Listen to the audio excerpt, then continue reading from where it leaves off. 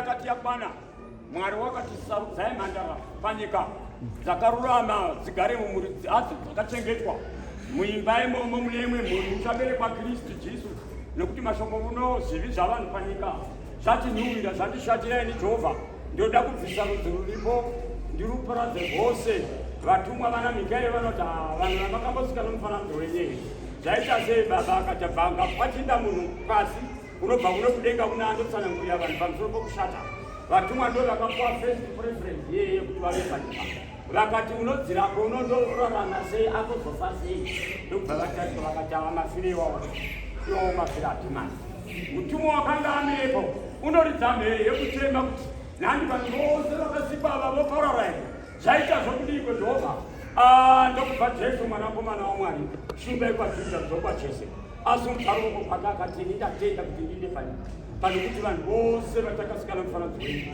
vaparara Jehovha wakatenda kuenda kufa regai ndikurudzei zvinoshupa mashoko ebhuku anoti asungwa arobva atomborobwa arobva wakabva kozonzi murovenge shambo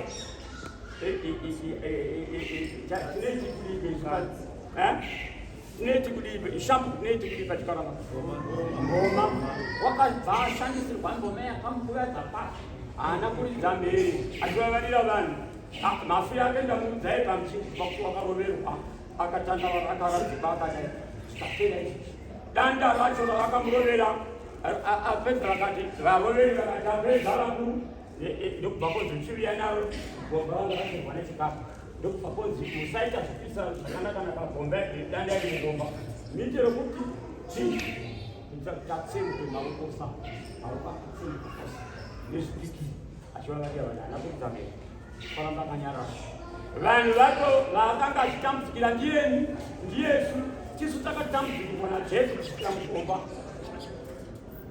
right nguva yakazoti yoda kukwana nguva yakati yoda kukwana Kristu washaaripo pamuchinjikwa unoti zvenyota ndapedza imi ndai undoti poti please asi zvaJesu Jesu wakaramba kumwa zvinotaka ari pamuchinjikwa right Jehovha unoti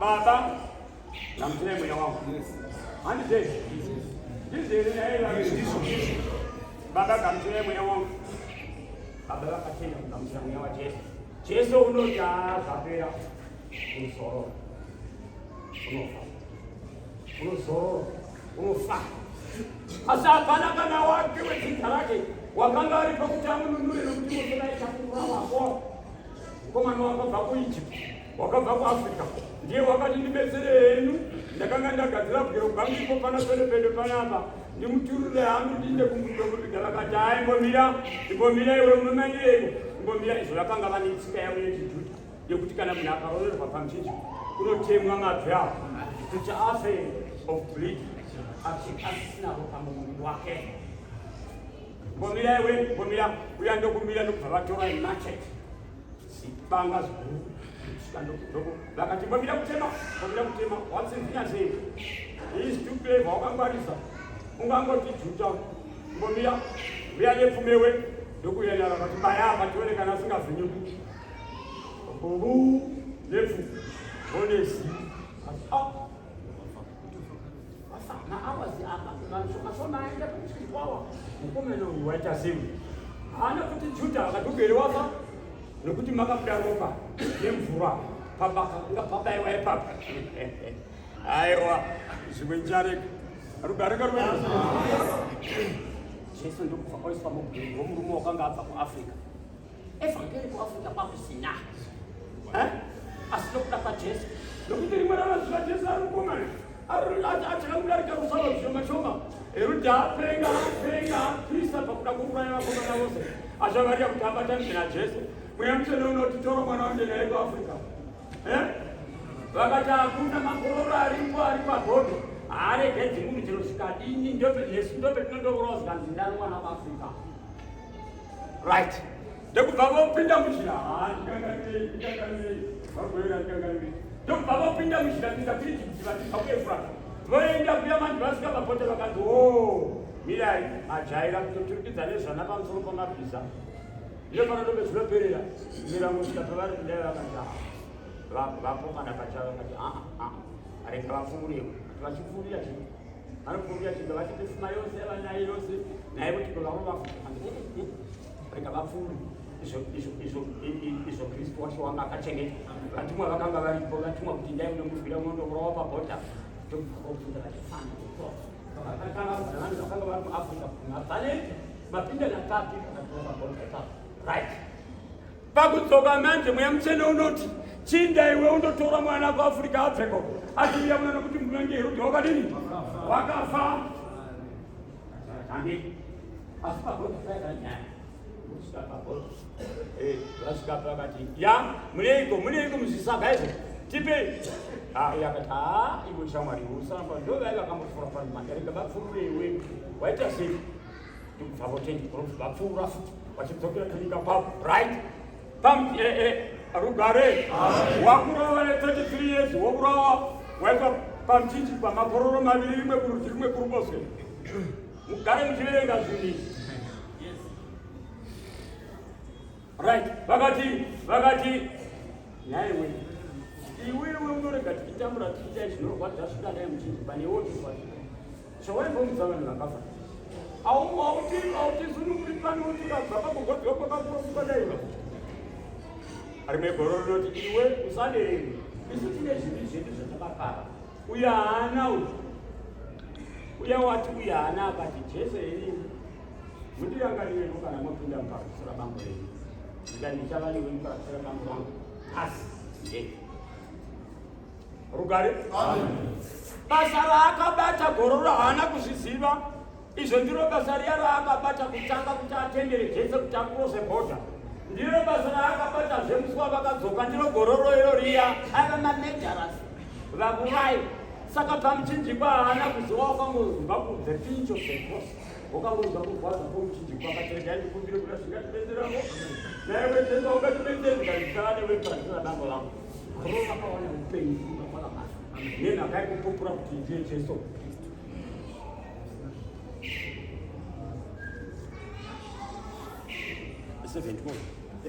Rugare ndopedza asi mweya wangu wagwadziwa zvikuru kuti vanhu vavatende kuna Jesu tiwane upenyu. Ndosaka Jeka akabva Joni uno achiuya nevhangeri kudhisha akauya akatipa wakati tirarama. Rugare ngaruendeze musatendera kuti muite musikani pamuchiziva zivisai mweya yenyu kuti irege kutandisinazva kuti mazuva ano akashata uye mweya yapera. Unofunga kuti kunyanzi gwakauya ndakaona president weKenya achichema kuti ndege yakanga ina vanhu 35 yadonha ikauraya vanhu 32 vakanga vachifa kuKenya 3 vokandovaiva kune dzimwe nyika. Saka yakauraaaaamunenyanzi vazivi vemabasa vakanga varipo vachienda kune dzimwe nyika kuti vaende kunotora temo. President wakachema misodzi zvaitaimira watowarwadziwa murumeko those late guys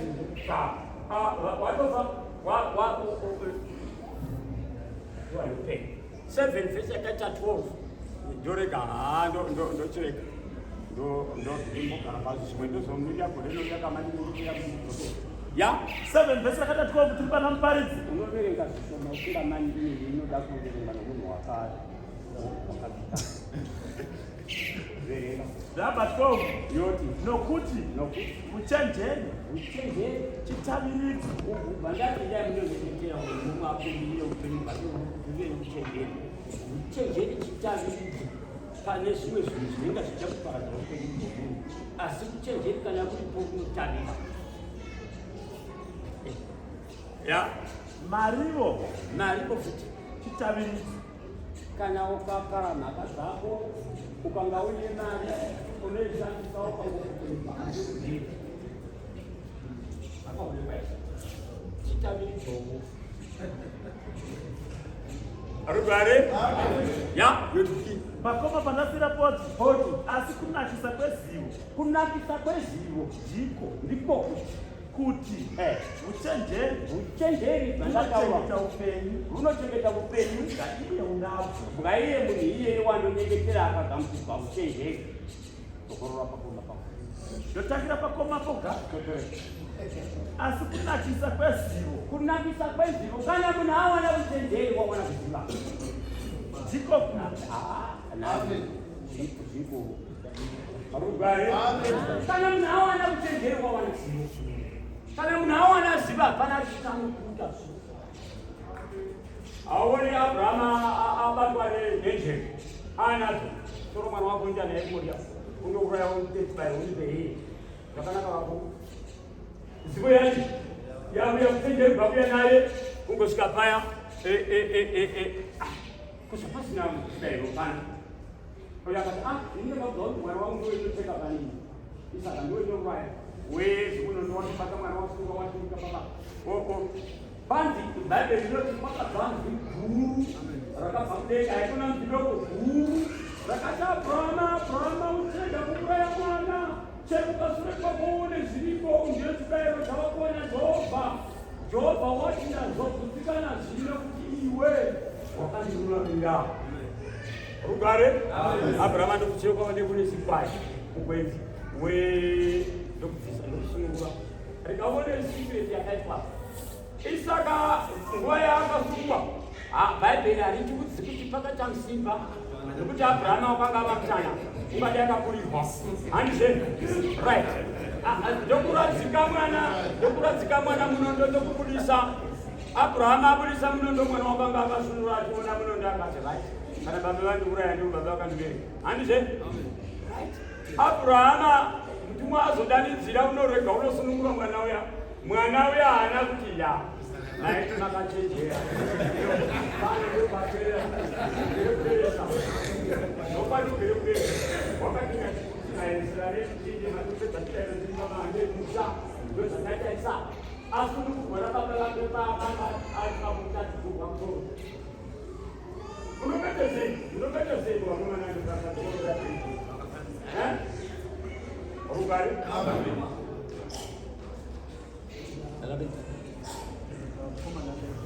Ndapa koma ushirika. Ndio tokora ndapa koma paya. Asiku na kisakwe zondiko. Zibo kana kuchenjera bango ya zibo ya lapo. Ya, Uchenjeri unochenjera upenyu kaiye unapo. Uchenjeri unochenjera upenyu kaiye unapo. Uchenjeri kubopo. Number 13.